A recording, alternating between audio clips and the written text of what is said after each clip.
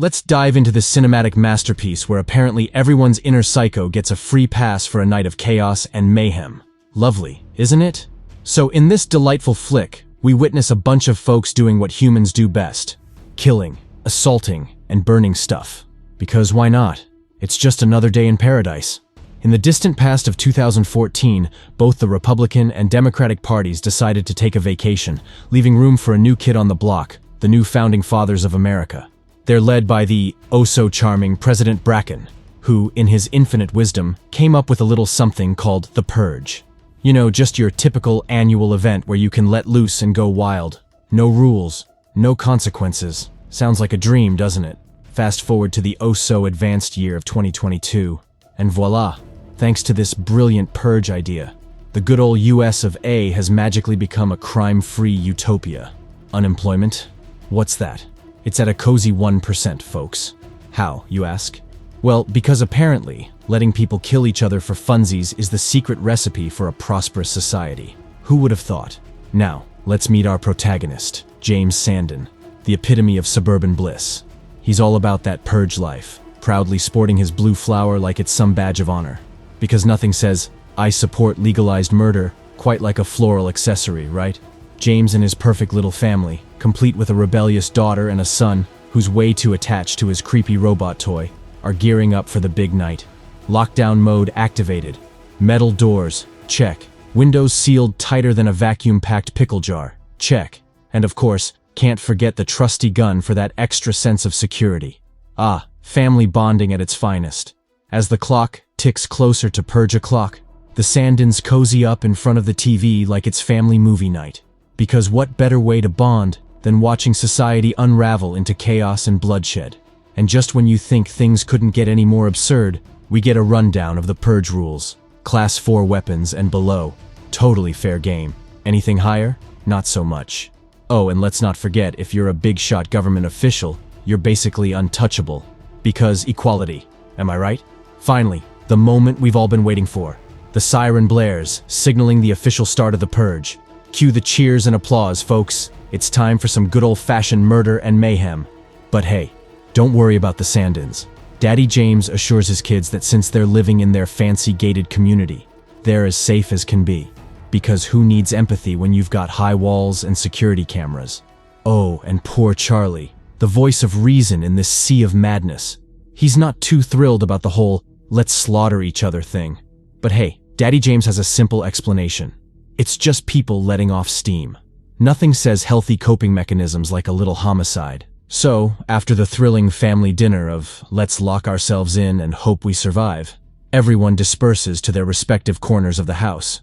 Zoe, being the beacon of common sense, hears a suspicious noise in her room and discovers Henry, the sneaky boyfriend who managed to slip in before the fortress-like security system kicked in. Henry's brilliant plan?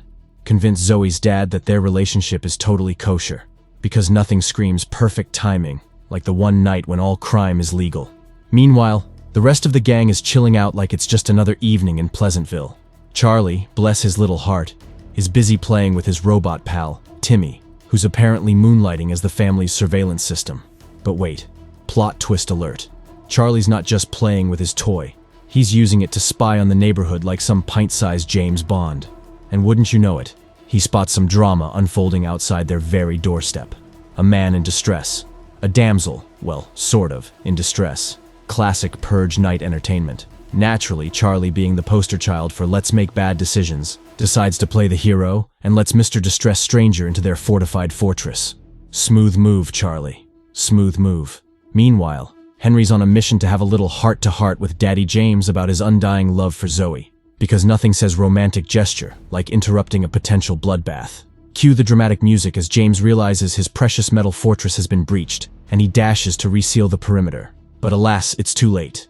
The unwanted guest is already inside, and he's not here for the complimentary refreshments.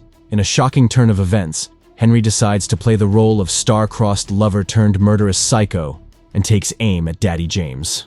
Because apparently, nothing says "I want to marry your daughter" like a bullet between the eyes. But fear not, for Zoe swoops in like the hero she is, or maybe she just wants to save her boyfriend, who knows, and whisks Henry away to safety. Because nothing says relationship goals like fleeing the scene of a botched assassination attempt. With Henry out of the picture, literally, James takes charge, ushering his family into a panic room while he goes on a wild goose chase for Zoe. Because why not split up the family during a homicidal rampage? What could possibly go wrong?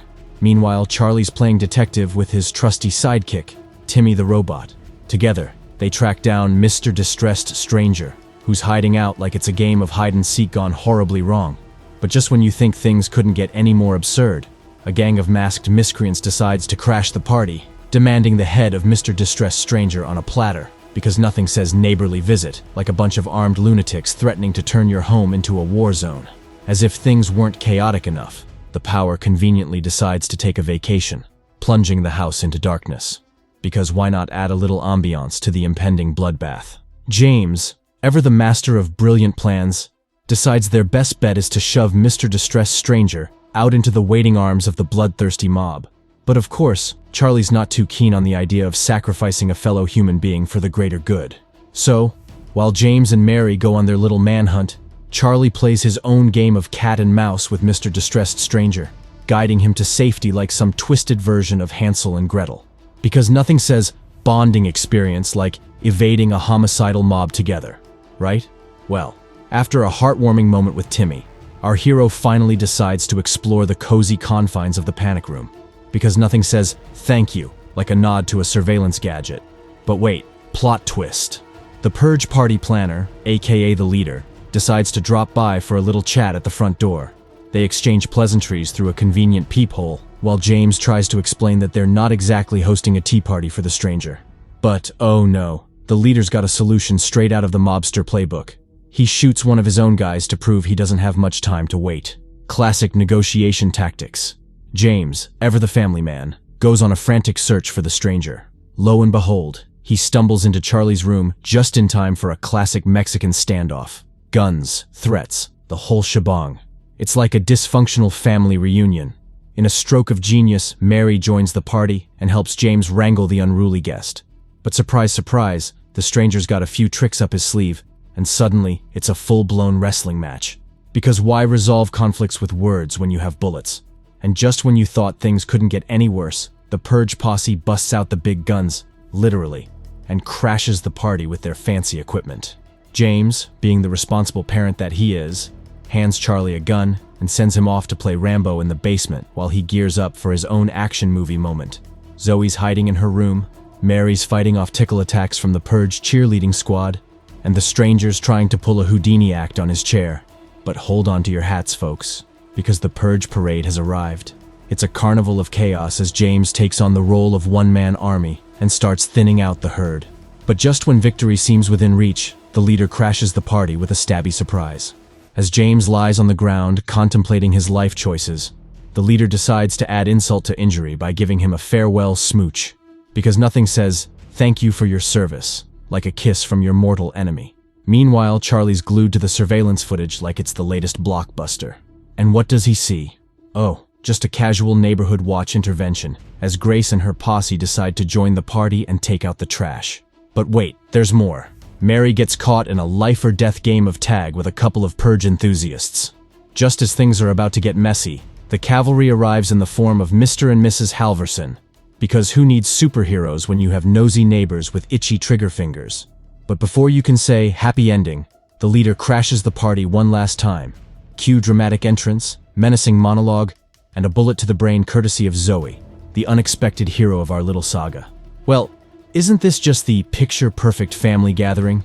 James, our brave hero, is lying on the floor like a drama queen, with the whole family gathered around, shedding tears like it's a soap opera finale.